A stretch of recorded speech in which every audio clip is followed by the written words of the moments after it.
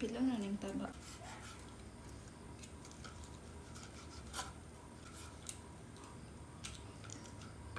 So, ganun lang siya. Pilo ng taba. Mamis ng taba, guys. Tambok sa baboy, makamis. Makapa. Sinaw siya face, ang taba sa baboy, pero wag mo lang ka. Konti lang nataba, yung ano lang. Okay.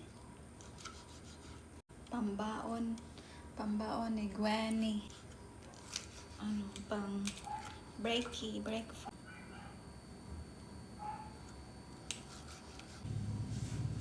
Ang kanyang pambaon. Breakfast. Ito yung sa akin.